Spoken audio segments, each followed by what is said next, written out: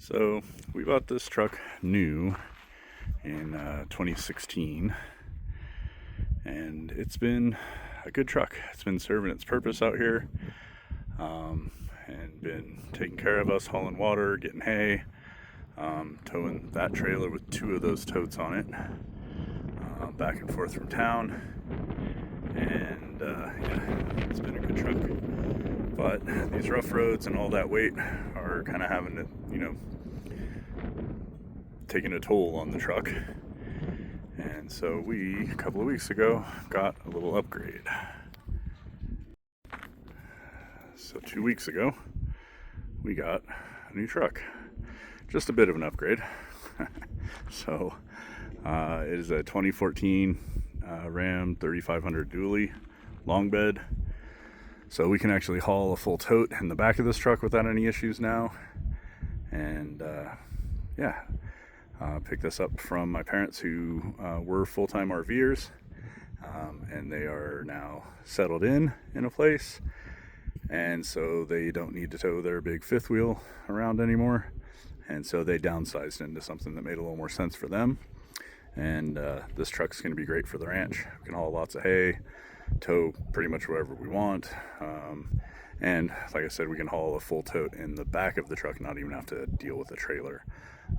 And it's still like half of the truck's payload capacity, so well within its capacity, and it can handle the rough roads with that weight and all that. So pretty nice truck, and pretty happy to have it. It's probably a little overkill for what we need, but there's no kill like overkill. So making a couple of changes to the truck right now.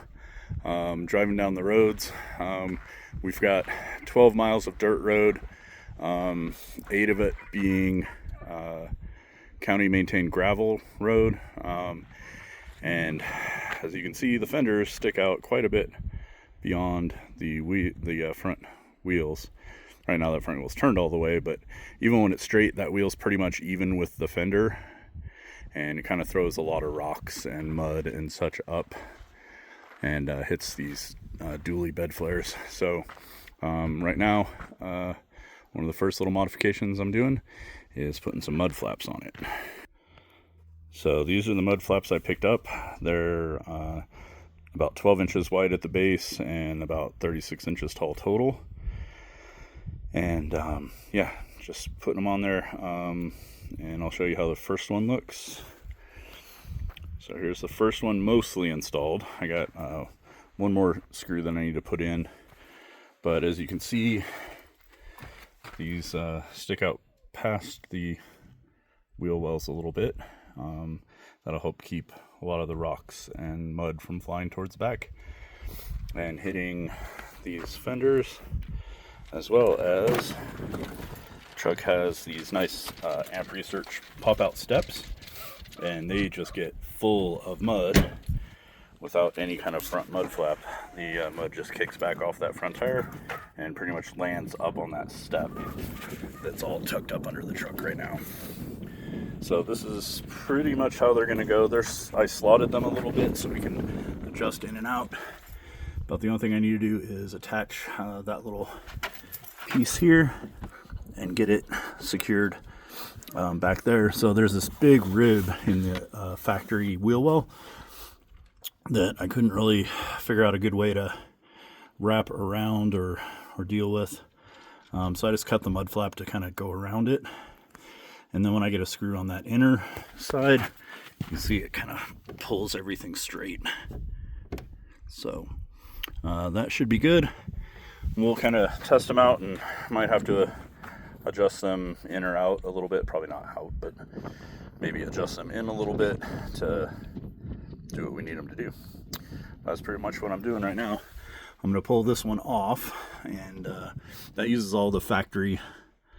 I'm using all the factory mounting holes, except for, like I said, I need to add one to that inside. So I'm going to pull this one off now. So here I've got use it as a template to cut the other side. The cutout for that ridge, and 1, 2, 3, 4 slots for the screws. So I'm just going to get this cut out, and then we'll put them both on and see how they look. Alright, so now I have drilled holes were all the corners of the slot and the ends of all the slits that I want to cut out. And I'll just take an X-Acto knife or a utility knife and cut all that out. It cuts pretty easy. And I just like doing drilled holes for the corners of the slots so that there's not a place where like the knife cuts into the rubber, cutting past the corner and makes a weak spot for it. So I just do drill a hole for the corner, cut down to it, and make sure you don't cut through, and just makes it for a little stronger on plastics and stuff like this that might tear. All right, so there we have a left and a right mud flap. All right, so from the factory, there's this little cap that kind of covers the bottom here and covers that little pinch seam, but the mud flap that we're putting on is going to cover all that, so I'm just going to leave these off for now. All right, so there they are on, and again, these can be trimmed back or tucked in a little further, but we're going to see how this goes for now. Right now, it's kind of looking like I might need to tilt the top in a little bit to make them more straight up and down. I think they're sticking out at the top slightly, but it's kind of hard to tell with the body lines of the truck and everything. So we'll see. We'll see how it goes. I'm not really as concerned with the looks as much as how much actual protection they provide for kicking rocks and mud and stuff back. So still need to get the two inside nuts and bolts on to attach the inside to the fender liner.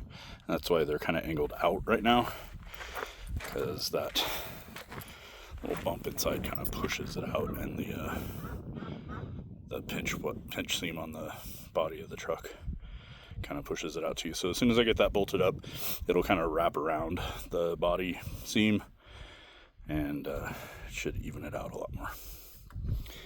So the other thing that we got taken care of this week was getting the shed anchored.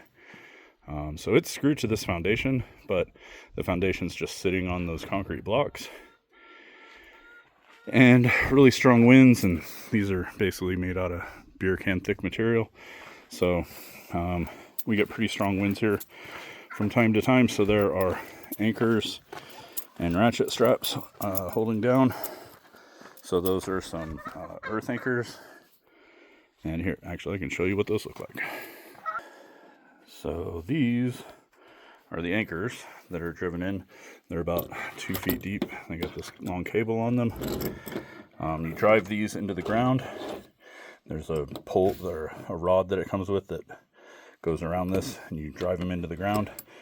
And then you pull them up about 4 or 6 inches, and they open up like that underground. And the ground here is pretty compacted, pretty clay. Got a lot of clay in it, so these a couple of feet into the ground should hopefully anchor enough to keep the shed from flying away. So we shall see if there's any update on that. We will definitely let you know. I do have 6 of those anchors, but I think 4 is probably good enough. They're not super tensioned right now because we're kind of just letting everything settle. So they've got some tension on them, but they're not ratcheted down super strong. Plus, we're not trying to crush the shed, which would happen those ratchet straps could definitely crush the shed. So, but that's where we're at. So we got our feed in here, we got some hand tools in here and some other things. And it's just a kind of general utility shed. So there you go.